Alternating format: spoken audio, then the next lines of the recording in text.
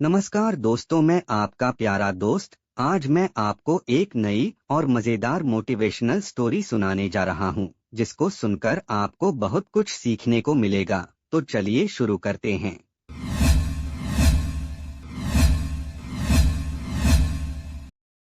इकलौते बेटेबू ने बुजुर्ग माँ को घर से निकाला, लेकिन माँ ने जो किया, पूरी दुनिया रो पड़ी। दोस्तों, ये कहानी सिर्फ एक कहानी नहीं, एक आईना है उन लोगों के लिए जो माता पिता की कीमत भूल जाते हैं।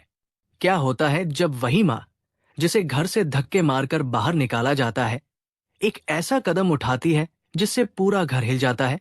जानने के लिए इस कहानी को अंत तक सुनिए, क्योंकि आखिरी पल आपको अंदर तक झकझोर देगा। रात के लगभग 9 बज रहे थे। गली के अंत में पुराना सा 2 मंजिला घर था, जिसकी दीवारों पर समय की मार साफ दिखाई देती थी। बरामदे के एक कोने में एक बूढ़ी औरत चुपचाप बैठी हुई थी। सफेद सूती साड़ी, माथे पर हल्का सा टीका और चेहरे पर झुर्रियों की गहरी लकीरें, जिन्हें देखकर लगता था जैसे जिंदगी ने उसे दर्द की दास्तान लिखकर दे दी हो। उनका नाम सवित्री देवी। वो हाथ जोड़कर भगवान की छोटी सी मूर्ति के सामने बैठी थी और धीरे धीरे बुदबुदा रही थी। हे प्रभु, मेरे बच्चों को हमेशा खुश रखना, बस इतना आशीर्वाद दे देना। इस घर में सवित्री देवी अकेली नहीं रहती थी। उनके साथ रहता था उनका इकलौता बेटा अमित और उसकी पत्नी नेहा। 8 साल पहले जब अमित की शादी हुई थी, तब पूरा घर रोशनी से जगमगा रहा था। रिश्तेदार कहते थे, सवित्री दीदी, आपकी किस्मत खुल गई, अब तो बुढ़ापा बहुत खुशी में कटेगा। लेकिन सच तो ये था कि समय ने ऐसा पलटा खाया कि वही खुशियों वाला घर धीरे धीरे दर्द की कैद बन गया। उस रात अमित घर लौट कर आया। चेहरे पर गुस्सा और आंखों में नफरत भरी हुई थी। मां, वो चिल्लाया, कितनी बार कहा है मेरे कमरे में मत आया करो। नेहा को बिल्कुल पसंद नहीं। सवित्री देवी धीमी आवाज में बोली, बेटा, मैं तो बस तुम्हारे लिए दवाई रखने आई थी। तुम्हारा सारा दिन काम में निकलता है, मुझे लगा थक गए होंगे। अमित ने झल्लाकर मेज पर रखा गिलास जोर से फेंक दिया। बस कीजिए मां, आपसे ये भावनाओं का नाटक और नहीं झेला जाता। आपको समझ नहीं आता कि अब ये घर केवल आपका नहीं है। नेहा भी अंदर से निकल आई, चेहरे पर बनावटी मासूमियत लिए। अमित, छोड़ो ना, मां को समझाओ। आजकल पड़ोस वाले भी बातें बनाने लगे हैं कि ये घर उनके नाम है। अच्छा लगेगा क्या? सवित्री देवी दोनों को देखती रहीं, मौन, लेकिन अंदर से टूटती हुई। रात काफी बीत चुकी थी। सवित्री देवी बरामदे में बैठकर उम्मीद से भरी आंखों से सोच रही थी। ये वही बेटा है जिसे मैंने अपने हाथों से खाना खिलाया, जिसकी पढ़ाई के लिए मैंने अपने गहने तक बेच दिए। आज उसकी नजरों में मैं बोझ बन गई। उनकी आंखें भर आई, लेकिन अब आंसू भी थक चुके थे। अचानक अमित और नेहा दोनों बाहर आए, हाथ में एक छोटा सा बैग और दस्तावेज। मां, अमित ने ठंडी आवाज में कहा, हमने फैसला कर लिया है, कल से आप इस घर में नहीं रहेंगी। हमने आपको रख रखाव वाली वृद्धाश्रम में जगह दिलवा दी है। वहां आपके जैसे लोग हैं, आपका मन लग जाएगा। सवित्री देवी ने एक पल को सोचा, शायद ये सपना है। लेकिन नेहा ने जब उनका हाथ पकड़कर मजबूती से बाहर की ओर खींचा, तो ये कड़वी हकीकत बन गई। बरामदे के बाहर काली सड़क फैली हुई थी, और वही सवित्री का नया घर था। रात की ठंडी हवा में उनकी साड़ी फड़फड़ा रही थी, पर आवाज बस इतनी थी, अच्छा किया बेटा, भगवान तुम्हें खुश रखे।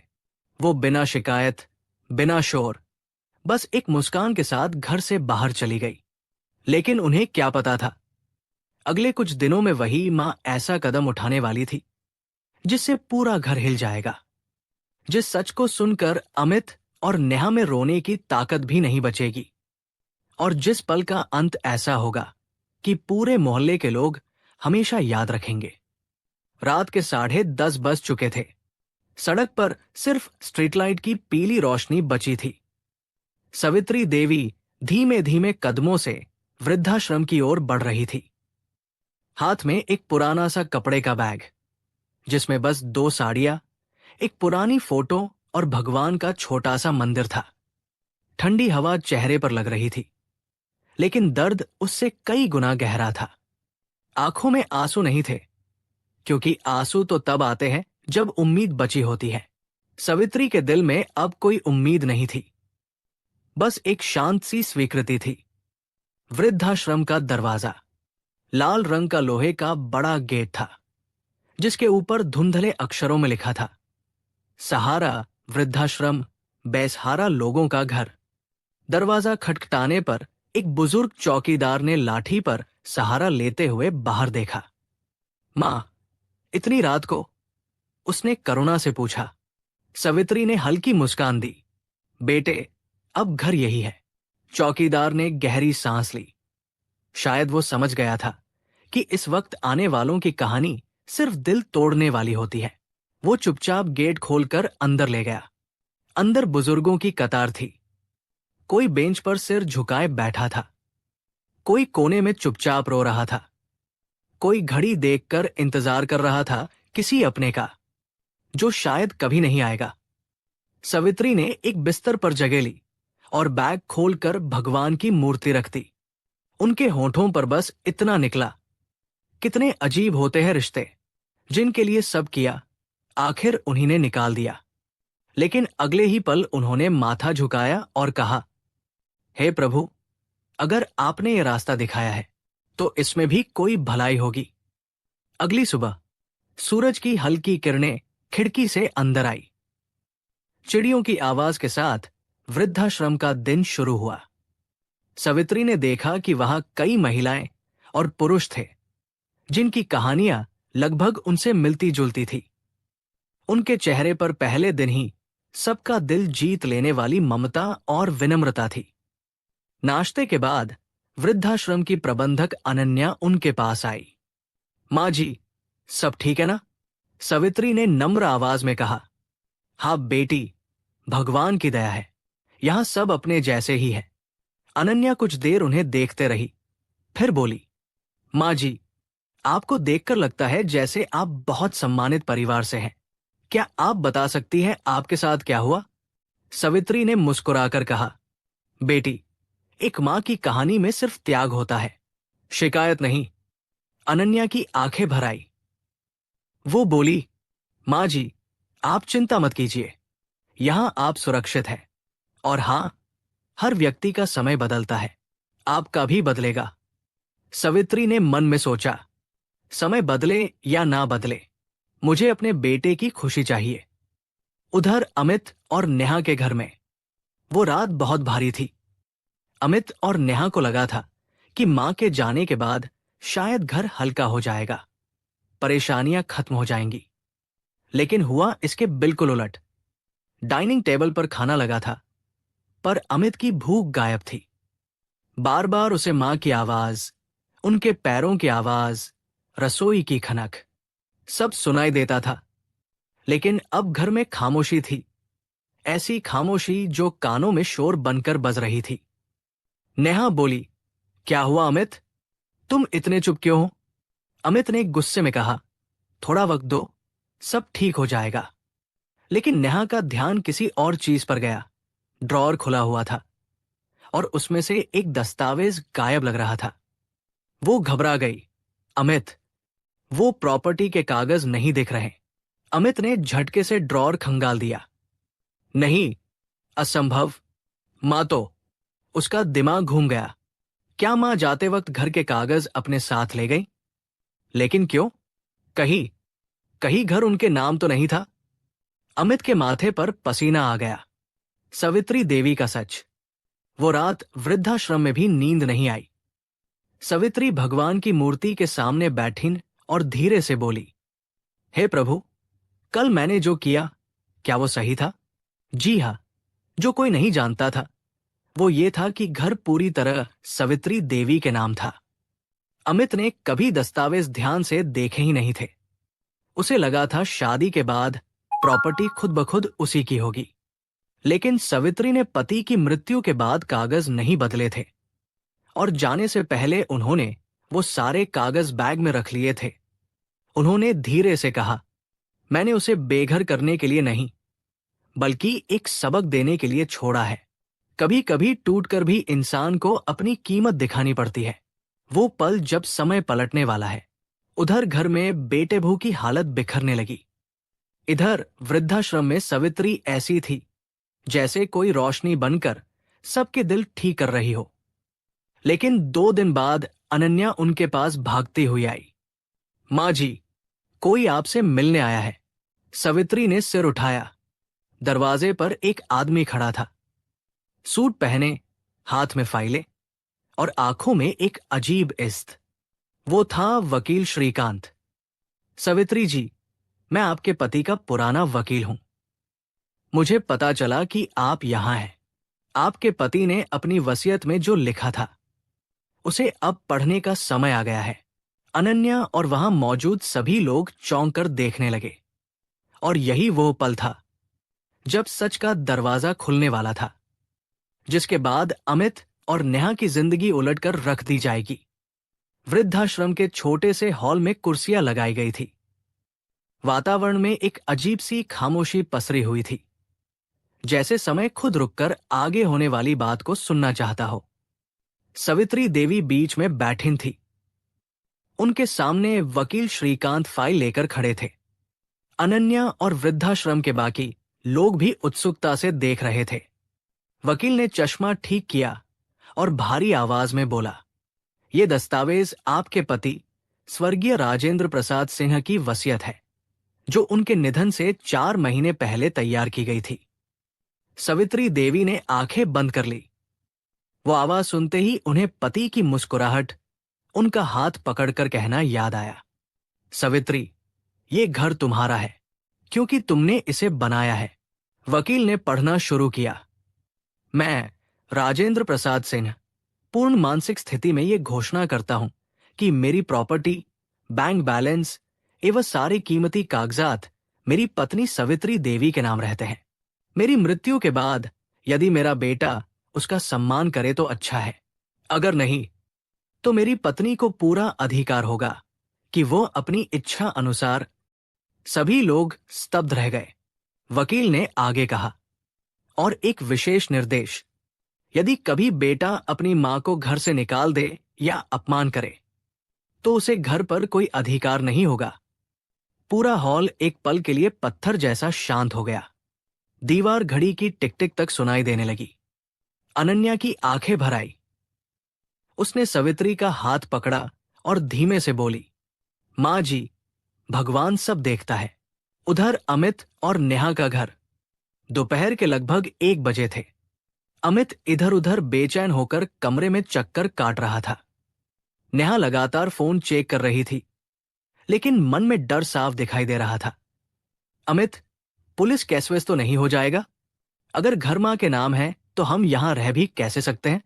अमित गुस्से में दीवार पर मुक्का मारते हुए बोला, मां ऐसा कभी नहीं कर सकती। तुम समझ क्यों नहीं रही? नेहा झुंझलाकर बोली, क्यों नहीं करेगी? जिस तरह तुमने रात को उन्हें घर से निकाला था, उसकी जगह कोई भी बदला ले सकता है। अमित की आंखों में अपराध की पसीना भरी चमक दिखाई दी। वो चुप हो गया। उसके कानों में मां की आवाज गूंजी, अच्छा किया बेटा, भगवान तुम्हें खुश रखे। उस एक वाक्य ने उसका दिल चीर दिया। तभी दरवाजे की घंटी बजी। अमित ने जैसे तैसे दरवाजा खोला। बाहर खड़े थे वकील श्रीकांत और मोहल्ले के कई लोग। सबके चेहरे गंभीर थे। वकील ने कागज दिखाते हुए कहा, अमित जी, ये नोटिस है। आपको 48 घंटे के अंदर ये घर खाली करना होगा, क्योंकि ये घर आपकी मां सवित्री देवी के नाम है। नेहा के हाथ से पानी का गिलास गिर गया। अमित के कदम लड़खड़ा गए। मोहल्ले में खुसर पुसर शुरू हो गई। कैसा बेटा है, जिस मां ने पाला उसी को निकाल दिया। भगवान का न्याय देखो। अमित ने सिर पकड़ लिया। उसकी आंखें भर आई, पर आंसू निकलने में शर्म हावी थी। वृद्धाश्रम में वही समय सवित्री देवी मंदिर के सामने बैठी प्रार्थना कर रही थी। उनकी हथेलियों में वही पुरानी फोटो थी जिसमें अमित बचपन में उनके कंधों पर बैठा मुस्कुरा रहा था। वो धीरे से बोल रही थी, हे भगवान, मैंने जो किया वो बदले की भावना से नहीं, बस उसे उसकी गलती दिखाने के लिए किया है। मैंने उसे घर से निकाला नहीं, बस सच उनके सामने रखा है। अब फैसला आपका है। इतने में अनन्या दौड़ती हुई आई। माँ जी, आपका बेटा आया है। सवित्री ने सिर उठाया। दरवाजे पर अमित खड़ा था। बिखरे बाल, आंखों में आंसू और चेहरे पर पछतावा। उसे देखते ही सवित्री की आंखें भी भर आई, पर चेहरे पर शांति थी। अमित उनके पैरों में गिर पड़ा और फूट फूट कर रोने लगा। माँ, मुझे माफ कर दो, मैं बहुत बड़ा पापी हूं। मैंने आपको घर से नहीं, खुद की जिंदगी से निकाला था। पूरे वृद्धाश्रम के लोग रो रहे थे।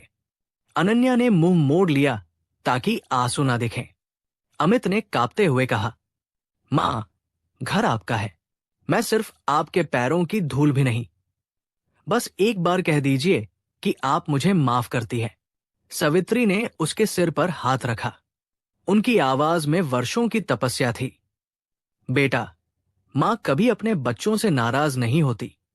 जिस बच्चे को 9 महीने पेट में रखा, उसे दिल से कैसे निकाल सकती हूं? अमित सुबक उठा। मां, घर चलिए प्लीज। सवित्री ने शांत स्वर में कहा, बेटा, मैं घर जरूर चलूंगी, लेकिन जैसे गुलाम नहीं, जैसे सम्मानित मां। अमित ने तुरंत कहा, मां, अब आपका हर आदेश सिर माथे। वृद्धाश्रम तालियों से गूंज उठा। मां ने भगवान की मूर्ति उठाई और धीमे से कहा, अब समय है घर लौटने का। वृद्धाश्रम से बाहर निकलते समय हवा में एक अजीब सी हल्की गर्माहट थी, मानो भगवान खुद मां के साथ चल रहे हों। सवित्री देवी ने धीरे धीरे कदम बढ़ाए। उनके पीछे अमित था, जिसकी आंखें लाल थी और हाथ लगातार कांप रहे थे। वो हर कदम पर खुद को दोषी महसूस कर रहा था, जैसे हर पत्थर उसके पाप की गवाही दे रहा हो। गेट के बाहर कई लोग खड़े थे। मोहल्ले वालों में से कुछ सवित्री देवी को देखकर भावुक हो गए। एक बुजुर्ग महिला बोली, दीदी, देखो भगवान का न्याय कैसे करिश्मा दिखाता है। बेटा अपनी मां के चरणों में है। अमित ने जैसे ही वो बात सुनी, उसने और भी झुककर मां के पैर छुए। उसके शब्द टूटे हुए थे, जैसे जिंदगी उसे हर अक्षर बोलने के लिए सजा दे रही हो। मां, मैं बहुत बुरा हूं। मैंने आपको दुख दिए, वो दुख जो कोई बेटा नहीं देता। लेकिन आज से मेरी जिंदगी आपकी सेवा में रहेगी। बस एक बार दिल से माफ कर दो। सवित्री ने उसके आंसू पोंछे। उनकी आवाज में ममता थी, न कोई गुस्सा, न बदला, सिर्फ प्यार। अमित, दर्द से प्यार बड़ा होता है और मां का दिल कभी अपने बच्चों से खाली नहीं होता। लेकिन एक बात याद रखना, सम्मान वो खजाना है जो खो जाए तो फिर आसानी से नहीं मिलता। अमित ने सिर झुका लिया। घर की दहलीज पर, वो घर जिसके बाहर सवित्री कुछ दिन पहले रात में अकेली खड़ी थी, आज उसी घर की दहलीज पर उनका स्वागत किया जा रहा था। नेहा दरवाजे पर खड़ी थी, चेहरा सूजा हुआ, आंखों में पछतावे भरे आंसू और हाथ कांपते हुए जोड़ रखे थे। मां, नेहा ने रूंधे गले से कहा, मुझे माफ कर दीजिए। मैंने बहुत गलत किया। मेरी सोच छोटी थी, मेरा दिल छोटा था। आपसे बड़ी और पवित्र कोई चीज नहीं। और अचानक नेहा उनके पैरों पर गिर पड़ी, रोते हुए। सवित्री ने उसे उठाया। बेटी, गलती इंसान से होती है, गलती भूल हो जाती है, लेकिन भूले रहना सबसे बड़ी भूल होती है। नेहा ने सिसकते हुए कहा, मां, अगर आप चाहें तो मैं ये घर छोड़ दूं। मैं आपके सामने खुद को कभी ऊंचा नहीं रख सकती। सवित्री ने उसका चेहरा थाम कर कहा, बच्चे गलती सुधारें, ये घर टूटे नहीं, बस यही मेरी जीत है। सबकी आंखों में आंसू थे। फर्श पर गिरते आंसू पत्थर के भी दिल पिघला देते। मां का अंतिम निर्णय। ड्राइंग रूम में सबके बैठने के बाद सवित्री ने बैग में से वो फाइल निकाली। घर की पूरी प्रॉपर्टी के कागज। अमित और नेहा डर से कांप गए। उन्हें लगा कि मां शायद घर बेच देंगी या उन्हें बाहर कर देंगी। लेकिन सवित्री मुस्कुराई और बोली, ये घर मेरे नाम था, पर मैं इसे सिर्फ 4 दीवारों के रूप में नहीं देखती। घर ईंटों से नहीं, दिलों से बनता है, और अगर दिल टूटे हो तो घर भी खंडहर हो जाता है। उन्होंने पेन उठाया और सभी की सांस रुक गई। वो कागज पर साइन करके बोले, आज से ये घर अमित और नेहा, तुम दोनों के नाम है। नेहा और अमित अवाक रह गए। सब लोग स्तब्ध। अमित रोते हुए बोला, मां, आप हमें सजा दे सकती थी, आपने हमें माफ क्यों किया? सवित्री की आवाज में पूरे जीवन की तपस्या थी। बेटा, अगर मैं भी तुम्हें बाहर निकाल दूं तो तुम और मैं दोनों में क्या फर्क बचेगा? गलती तुमने की थी, लेकिन इंसानियत में हार जाती अगर बदले में वही करती।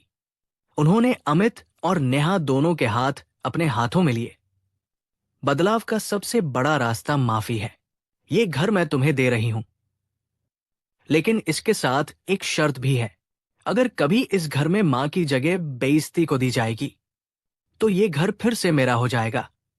अमित ने तुरंत कहा, मां, अब इस घर में आपकी इजाजत के बिना कुछ नहीं होगा। नेहा ने कहा, आपका कमरा ऊपर वाला नहीं, हमारे कमरे के साथ वाला बनेगा, ताकि हर सुबह आपकी मुस्कान से शुरू हो। वातावरण भावनाओं से भर गया था। मोमबत्ती की आग भी जैसे कांपकर रो रही थी। रात का शांत दृश्य।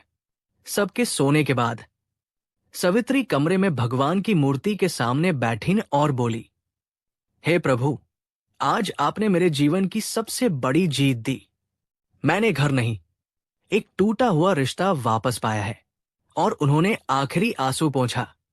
उसी समय अमित धीरे से दरवाजे पर आया। बोला, मां, कल से मैं नौकरी नहीं, आपकी सेवा से दिन शुरू करूंगा। सवित्री ने उसके सिर पर हाथ रखा। बेटा, मुझे सेवा नहीं, बस प्यार चाहिए। कहानी का अंतिम संदेश।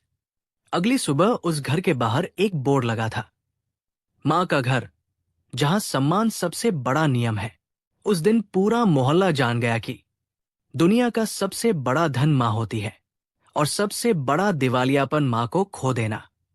जो मां दर्द सहकर भी माफ कर दे, वो भगवान से भी बड़ा दिल रखती है। अंत।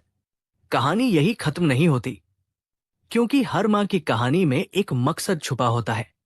बच्चों को सिखाना कि माता पिता के बिना घर नहीं, सिर्फ दीवारें बचती है। दोस्तों, अगर आपको ये कहानी दिल को छू गई हो तो बस एक बात याद रखिए, मां बाप भगवान का रूप होते हैं। उन्हें कभी अकेला मत छोड़िए, क्योंकि जिस दिन वो चले जाते हैं उस दिन घर नहीं, जिंदगी बेसहारा हो जाती है। अगर इस कहानी ने आपकी आंखें नम की हो तो वीडियो को लाइक कीजिए, शेयर कीजिए, ताकि हर घर तक ये संदेश पहुंचे।